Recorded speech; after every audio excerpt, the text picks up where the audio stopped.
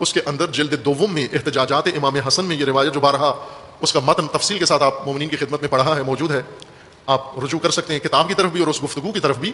امام علیہ السلام نے وہاں پر اپنی صلح اور مصالحت کے اسباب بیان کیے۔ میں نے کیوں معاویہ کے ساتھ صلح کی ہے؟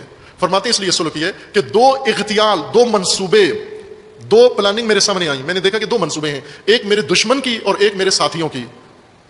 ہا اولا، وہ ہا اولا کہہ کر میں نے کئی عرصے تک سینسر کر کے یہ روایت پڑھی ہے عزیزان، ایک عرصے تک سینسر کر کے یہ روایت پڑھی ہے۔ بعد میں خود میرے اپنے ضمیر نے ملامت کی کہ کس لیے سینسر کر رہے ہو، کس کے ڈر سے کر رہے ہو، کس کے خوف سے کر رہے ہو؟ پھر پوری روایت پڑھ دی بغیر سینسر کے، جیسے امام حسن نے فرمائی تھی ویسی کئی دفعہ پڑھی ہے وہ روایت۔ وہ جملہ کیا تھا؟ یہیں پر اس روایت میں تھا ہا اولا، ہا اولا سے آگے جرت نہیں ہو رہی تھی پہلے مجھے پڑھنے کے لیے، لیکن پھر پڑھ دی وہ روایت۔ وہ کیا تھی؟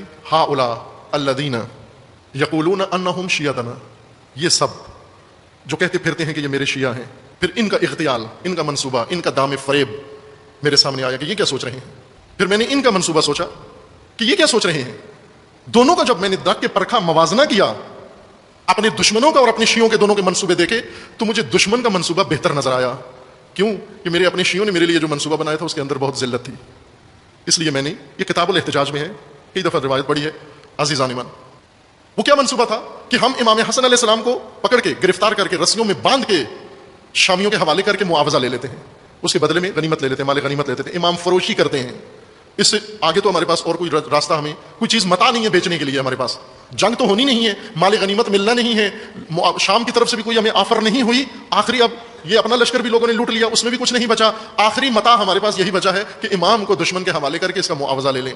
کن لوگوں نے کیا؟ یہ تاریخ میں وضاحت کے ساتھ لکھا ہوا ہے، بہت دو ٹوک میں، تاریخ نے سینسر نہیں کیا، وضاحت کے ساتھ لکھا ہوا ہے۔ آسان ترین کتاب میں آپ کی خدمت میں عرض کرتا ہوں، بہت ساری تاریخ کی ساری کتابوں میں لکھا ہوا ہے۔ منتہی الاعمال مرحوم محدث قمی کی کتاب ہے، اس کے اندر انہوں نے کھول کے لکھا ہے۔ البتہ جنہوں نے لکھا ہے ساتھ پھر توجیہ بھی کی ہے، اس کی تعویل بھی کی ہے، اس کو اوپر پردہ ڈالنے کی بھی کوشش کی ہے، لیکن اصل مطلب بھی لکھ دیا، نام بھی لکھ دیا، طبقہ بھی لکھ دیا، گروہ بھی لکھ دیا۔ وہ کون سے کوفی شیعہ تھے جنہوں نے امام حسین کو فروخت کرنے کا نعوذ باللہ منصوبہ بنایا تھا؟ امام نے فرمایا جب میں نے یہ دونوں دیکھے تو دشمن کا منصوبہ